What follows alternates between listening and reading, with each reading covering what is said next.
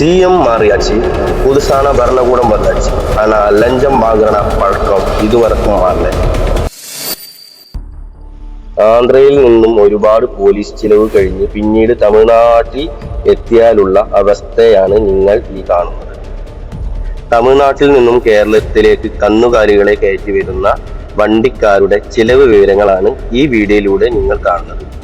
കവരപ്പേട്ട എന്ന സ്ഥലത്തിൽ നിന്നും എൻട്രി ആയി മേടിക്കുന്ന 19,000 രൂപയുടെ രസീതാണ് നേരത്തെ ഈ വീഡിയോയിലൂടെ നിങ്ങൾ കണ്ടത്.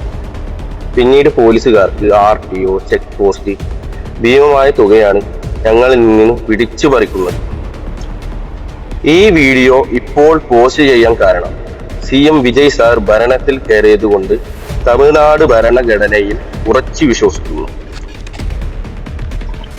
CM മാറിയാச்சு, പുതുസാന ഭരണകൂടം വന്നാச்சு. ആനാ ലഞ്ചം വാങ്ങണ പഴക്കം ഇതുവരെക്കും മാറില്ല. ഇതിവിടെ പറയാൻ കാരണം തമിഴിൽ എന്തെങ്കിലും കാര്യമുണ്ടെങ്കിൽ ഓരും കൂടി ഒന്ന് കേട്ടോ, ടെസ്റ്റ് ആക്കാം. പിന്നീട് ചന്തയിൽ നിന്നും കാലികളെ വാങ്ങുന്ന സാധാരണക്കാർക്ക് ഭീമമായ തുകയാണ് കാലികളെ കിട്ടുന്നത്. ചില സ്ഥലങ്ങളിൽ 300 രൂപയും 350 രൂപയുമാണ് ഇറച്ചി വില. ചില സ്ഥലങ്ങളിൽ 400-450 രൂപയുമാണ് ഇറച്ചി വില. അറവുകാരുടെ അവസ്ഥ വളരെ മോശത്തിലേക്കാണ് പോയിക്കൊണ്ടിരിക്കുന്നത്. ഇങ്ങനെ പോയാൽ കേരളത്തിൽ 500-600 രൂപയായിരിക്കും ഇറച്ചി വില. അപ്പോൾ ഈ വീഡിയോയിലൂടെ നിങ്ങൾക്ക് എന്ത് തോന്നുന്നു കണ്ടിട്ട്? Maximum share and support. Okay.